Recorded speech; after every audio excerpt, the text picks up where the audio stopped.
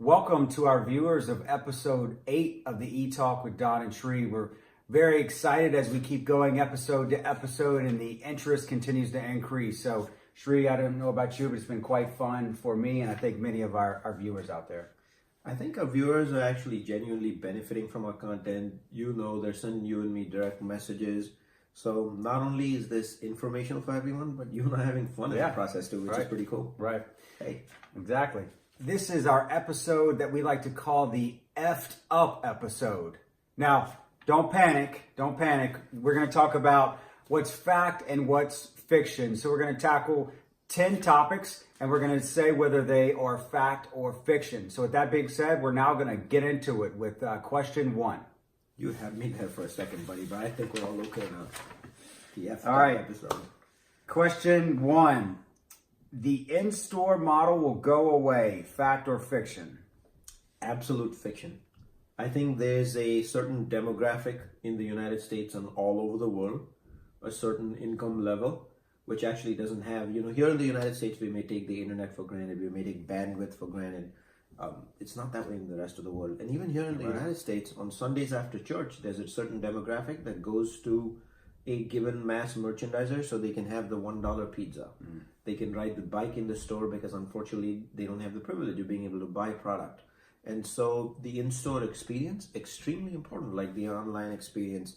So I never see the in-store business model going away. And even between you and me, there's a time, occasionally a few times a year, that I like to go browse in-store as well. So I'm sure you do as well. And that's why I think the answer to question number 1, will the in-store business model ever go away? Fiction. Fiction. All right. Question number 2 for you, Dom. Fact or fiction? Food and beverage e-commerce, has it peaked in the United States? I would say a big fat fiction. When we look at it and you look at the likes of Instacart, I personally have used Instacart for years. I was a very early adopter and a big believer in that service and that type of service. But more importantly than that, we look at there's so much that opportunity in the click and collect space where the penetration rates, I think, will continue to evolve. I think it's just the beginning. I do not think it has reached its saturation point. Wow. Question 3. Digital talent is a rare breed. Shree, what's your perspective? Fact or fiction? Good one, man. Yeah.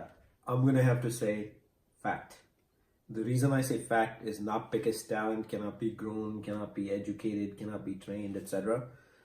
To win today digitally, it does take a rare breed of people who are very bold, are willing to put themselves out there on the line, are willing to speak nothing but the honest truth of how unsophisticated a lot of vendors and brands are in this space. So and to be able to do that, if you're bold 24/7, it is a rare breed. Absolute fact. All right, question 4, Dom. In 2019, is TV still a required platform? I think people probably know what we're going to say, but I'm going to shock them and say it is not fiction. It is actually fact. Wow. Yeah. TV, it's very interesting. The eyeballs associated with traditional advertising spend, specifically TV media, is still very relevant. I think a brand will struggle to be taken seriously if they're not investing in this space in a meaningful way. However, big however, that is not a hall pass for brands to not be investing in meaningful ways digitally in AMS and Google and all of the other online platforms, because search is so critical to a brand's success, especially as the space evolves from a 10% penetration rate in the US to probably 12, 13, 14 in our very near term. All right, number 5, fact or fiction, org models. Shree, a global business unit is the only way to go. Another one that actually we're going to have to put out there on a limb here. And remember, question 3, we said being bold. Yes, fact. It's the only way to go. Why is it the only way to go? If you don't go to global business units and you tend to stay regional, local, or even worse, embed your e-commerce just within your sales, e-commerce touches all functions of the business. And those who truly want to succeed in e-commerce and digital, they will touch all functions of the business. I'm talking supply chain, I'm talking logistics, R&D, science, manufacturing, marketing, selling. how the heck do you just implant e-commerce in one tiny cross-functional, one functional space and just, I don't know, like Alibaba just expected to grow, some magic buzzword? So absolute fact, the global BU is the only way to go. And those who actually do it, we see them with remarkable success. So it's a fact. Question number 6 now. The return of ad spend of AMS is the highest in the industry. I would say fact.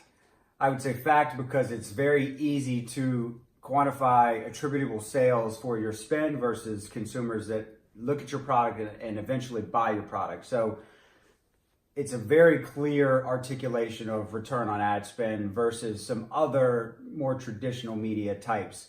I will say, however, as time evolves and as the other competitors in this space evolve, the Amazon AMS spending will likely diminish over time.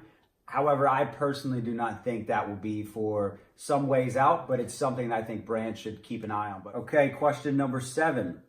Fact or fiction, Sri? E-commerce specific packaging is a must-have. I'm going to prevent myself from laughing. Go ahead. So let's get to the bottom of, is this, to answer the question, is it a fact or fiction? Let's understand, should you even consider this in the first place? We've heard the Amazon word crap. It's all over the industry, and starting January of last year, many vendors have felt it. I don't think a business model on a pure play is sustainable, simply taking what you have in the in-store model and bringing it online. And the simple reason for that is the in-store SKUs that any vendor sells have been optimized to be what they are over decades. You can't just take something that was built for a certain model over decades and optimized and push it into another model and expect the same kind of returns. So absolutely, I would say it's a fact. You have to have e-commerce specific SKUs and special packs. Question number 8 done. E-commerce only SKUs. So I'm talking a SKUs just sold online and never makes it in store. Luxury in 2019? Absolutely not a luxury in 2019. The future will dictate that in order to be successful in e-commerce, you have to avoid the crap list. And this will apply to Alibaba. It'll apply globally. Consumer product goods companies have to make products that can be profitable for retailers on their platforms.